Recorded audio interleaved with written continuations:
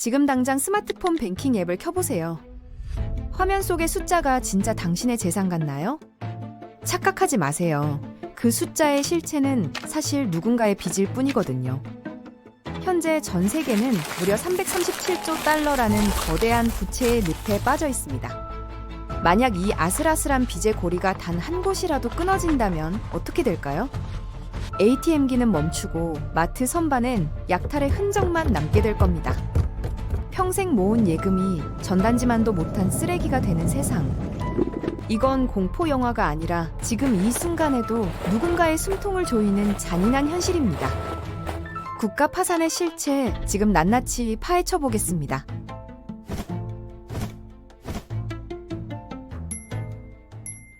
사실 국가 파산이라는 말은 우리를 좀 헷갈리게 합니다. 우리가 아는 파산은 보통 이런 거잖아요. 법원 가서 판사님 앞에서 고개 숙이고 재산 목록 다 털리고 거실 TV에 빨간 딱지 붙는 거. 하지만 나라는 다릅니다. 나라가 망한다고 해서 판사 앞에 줄 서지 않아요. 갑자기 우리나라 땅이 증발하거나 군인들이 강제로 퇴거당하는 일도 없죠. 그럼 대체 뭐가 망하는 걸까요? 딱 한 단어, 바로 신뢰입니다. 국제금융시장이라는 아주 냉정한 동네에서 저 나라는 이제 끝났어? 빌려준 돈 못 갚을걸? 이라는 소문이 도는 순간 지옥문이 열립니다. 전문가들은 이걸 디폴트라고 부르는데 쉽게 말하면 국가가 대놓고 나 배째? 돈 못 줘? 라고 선언하는 겁니다.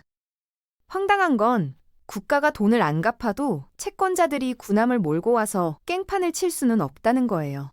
그런데 이게 더 무섭습니다. 강제로 뺏을 방법이 없으니까 전 세계가 그 나라를 투명인간 취급해버리거든요. 신용이 박살나면 당장 국고가 바닥납니다. 공무원 월급 줄 돈도 없고 병원 돌릴 예산도 없어요. 더 끔찍한 건 달러가 안 들어온다는 겁니다. 우리나라처럼 기름 한 방울 안 나고 밀가루도 사와야 하는 나라는 달러가 없으면 굶어 죽어야 합니다. 마트 선반은 순식간에 비워지고 주유소는 문을 닫습니다. 아수라장이 따로 없죠. 결국 막다른 길에 몰리면 국가는 영혼까지 팔기 시작합니다. 2017년 스리랑카를 보세요. 중국에 진 빚을 못 갚으니까 어떻게 됐나요? 자신들의 핵심 항구인 한반토타항 운영권을 무려 99년 동안 넘겨줬습니다. 말이 임대지, 사실상 1세기 동안 땅을 뺏긴 거나 다름없죠.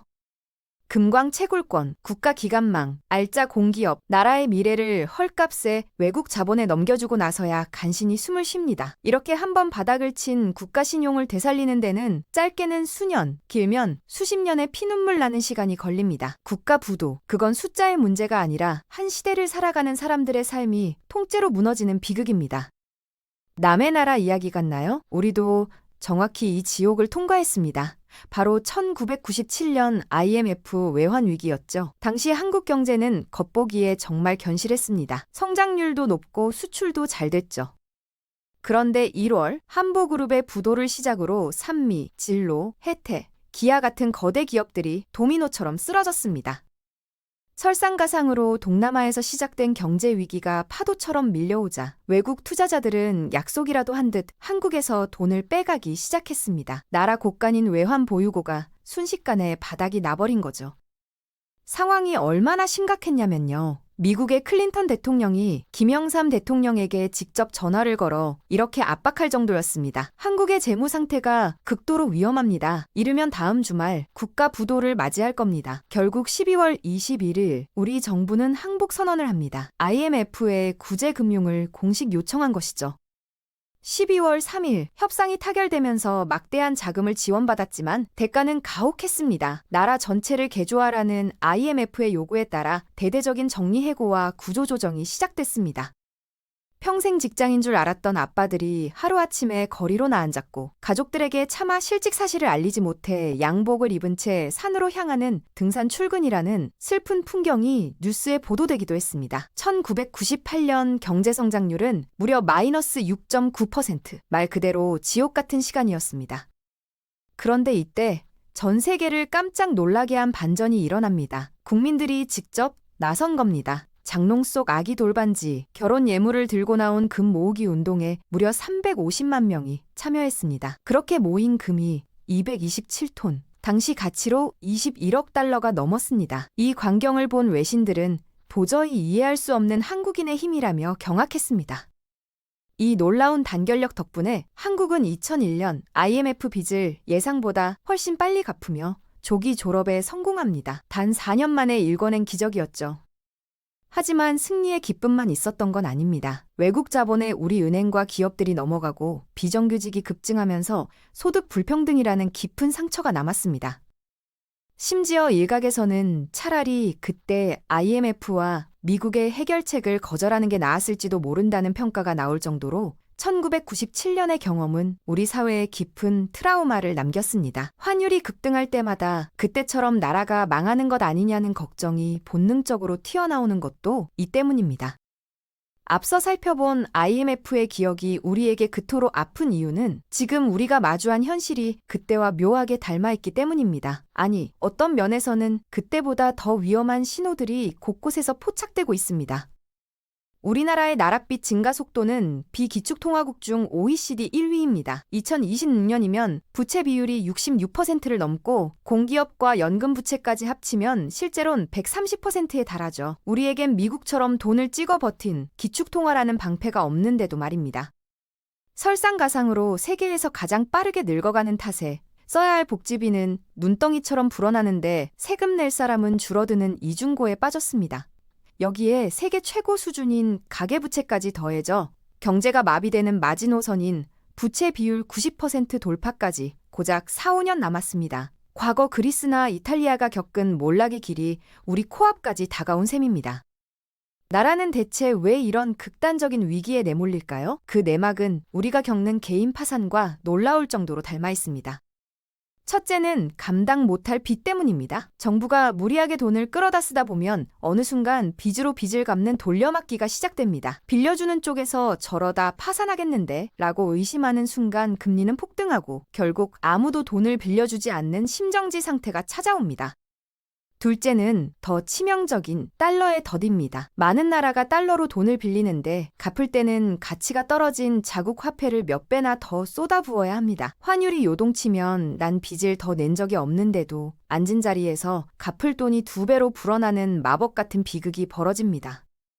마지막은 외부 충격과 정책 실패입니다. 석유 가격 폭락으로 무너진 베네수엘라처럼 한두 가지 자원에만 의존하다 직격탄을 맞거나 돈 없으면 찍어내면 되지라는 무책임한 정책이 화폐를 종이 조각으로 만듭니다. 정권이 바뀌었다고 전 정부가 빌린 돈은 못 갚는다며 배째라식으로 나오는 정치적 불안정 역시 국가 신용에 사형 선고를 내리는 치명적인 원인이 됩니다.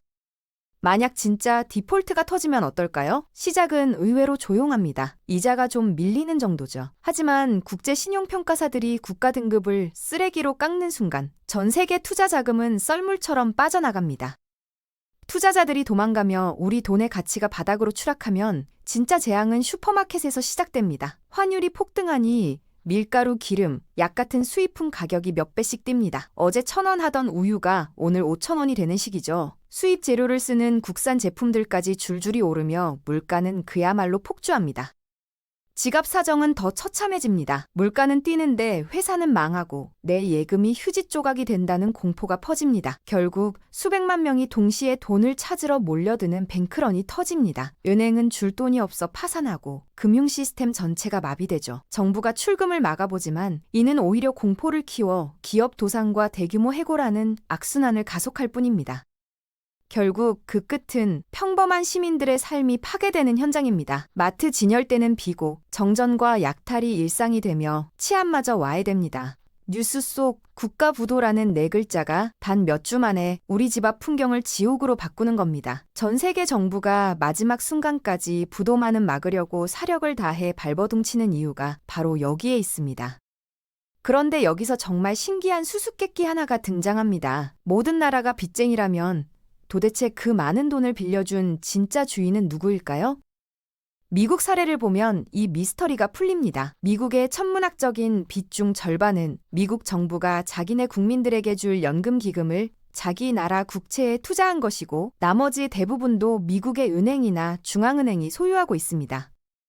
이 거대한 시스템은 아주 정교하게 순환하고 있습니다. 정부가 돈 빌려주세요라며 채권을 발행하면 미국의 금융기관들이 이를 사들이고 중앙은행은 이 채권을 다시 사면서 새로운 달러를 시장에 공급합니다.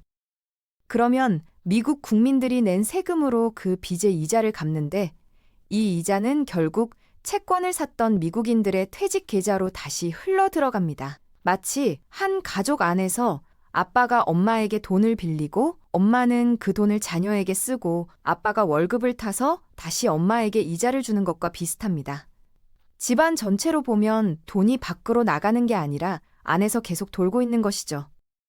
이런 기묘한 구조는 지구 전체로 확장됩니다.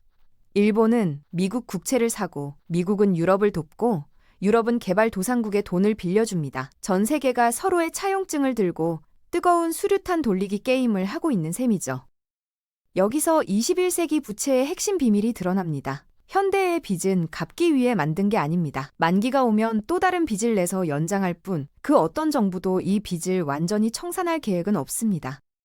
이게 무슨 음모론 같은 이야기냐고요? 아닙니다. 이건 현대 경제가 돌아가는 아주 노골적이고 공개적인 전략입니다. 보통 개인이 돈을 빌리면 언젠가는 원금을 싹 갚고 빚에서 탈출해야 하죠. 하지만 정부의 세계는 완전히 다르게 작동합니다.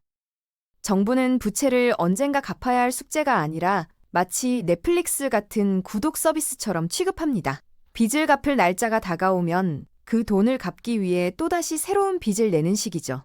경제학자들은 이걸 차환 발행이라고 부르는데 쉽게 말해 새로운 차용증을 써주고 예전 차용증을 회수하는 빚의 연장입니다. 여기서 우리가 주목해야 할 진짜 상품은 빚 자체가 아니라 바로 이자입니다. 정부가 내는 이자는 빚에 허덕이는 증거가 아니라 이 안전한 시스템을 계속 이용하기 위해 지불하는 일종의 구독료나 자리세 같은 개념인 거죠. 미국은 매주 새 빚을 내서 예전 빚을 갚습니다. 이게 가능한 이유는 전 세계가 미국 국채를 현금처럼 믿고 줄을 서서 사기 때문이죠. 즉, 현대 금융은 상환이 아니라 신뢰로 굴러갑니다.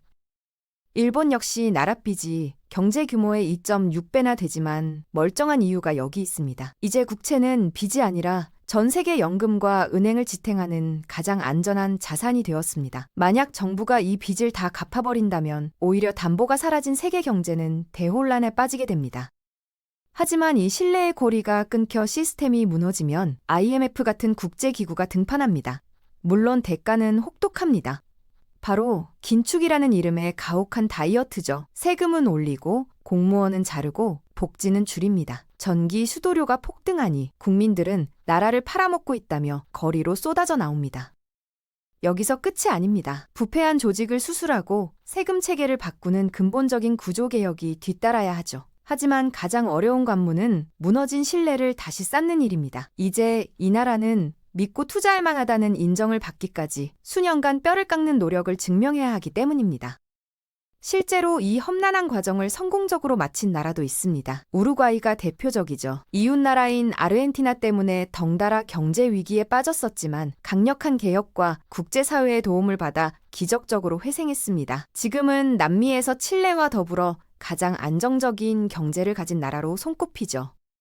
하지만 이건 아주 예외적인 성공 사례일 뿐입니다. 안타깝게도 많은 나라가 이 회복의 늪에서 허우적거리다 똑같은 실수를 반복합니다. 아르헨티나를 보세요. 20세기에 들어서만 벌써 9번이나 국가 부도를 겪었습니다. 그때마다 국민들이 평생 모은 저축과 연금은 먼지처럼 사라졌죠.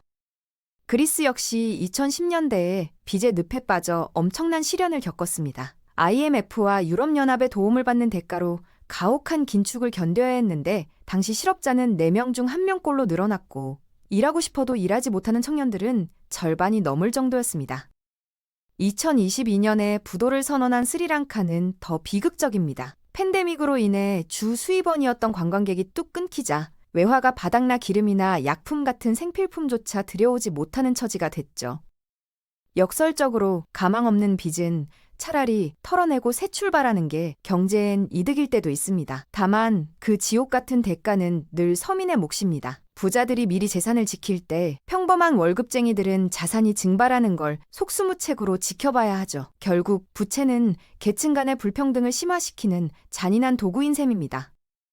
현대 금융은 빚내서 투자하는 자에겐 상을, 성실히 빚만 갚는 자에겐 벌칙을 줍니다. 이런 위기 속에서 살아남으려면 금이나 달러 같은 안전자산도 중요하지만 어떤 상황에서도 먹고 살 수 있는 나만의 전문성을 길러야 합니다.